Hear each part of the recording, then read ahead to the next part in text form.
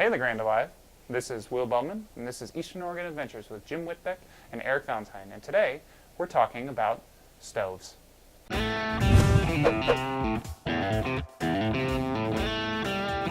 episode is brought to you by Marketplace Family Foods, Valley Realty, Grand Run Hospital, Northwest Furniture and Mattress, and Blue Mountain Outfitters. So, today we're here, and we are, as I said, we're talking about stoves.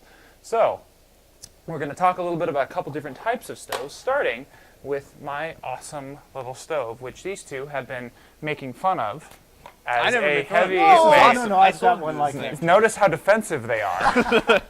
Now, did you get that at the Boy Scout yard sale? No, I didn't. I actually bought this from a very reputable source, Blue Mountain Outfitters. You bought something new, Will? I bought something new. Good for you. Well, you know, I like quality.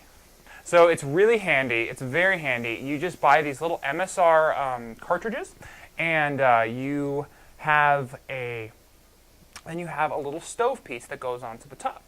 You release the valve. The propane comes out, and you light it. Do you light it when the propane comes out? No, you light it before the propane comes out.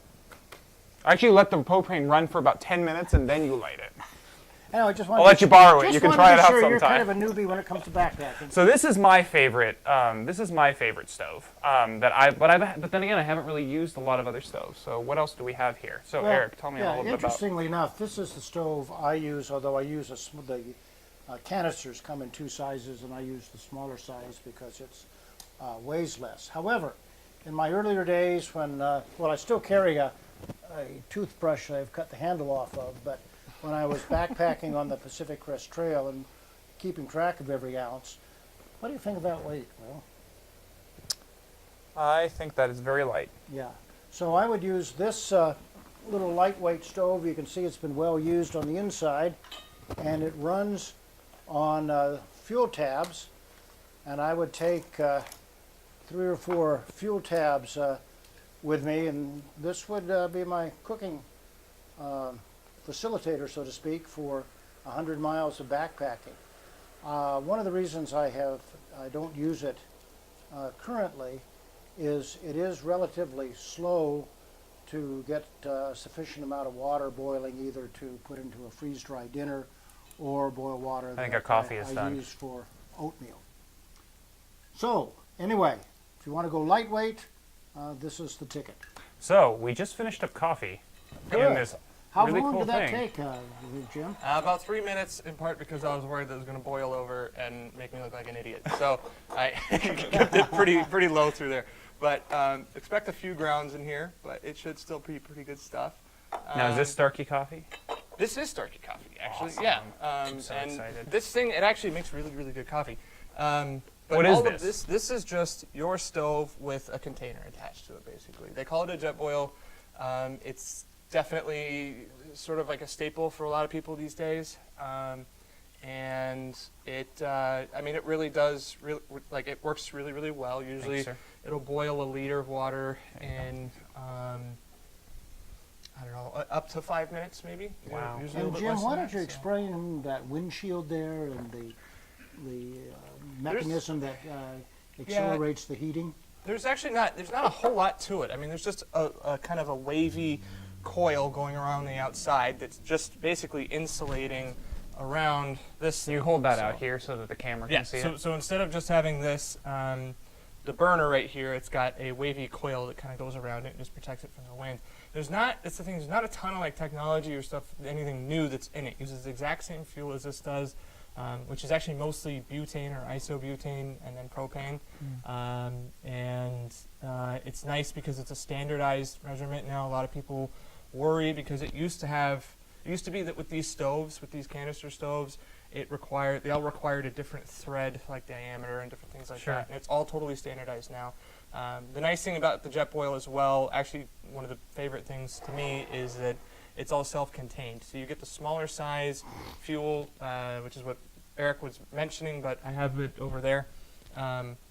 It fits inside, along with all of the pieces and parts that go with the Jetboil. So the Jetboil becomes, instead of having this thing with another fuel canister floating around in your pack or whatever, and a lighter and a whatever, it's actually all in one place, which is kind of cool.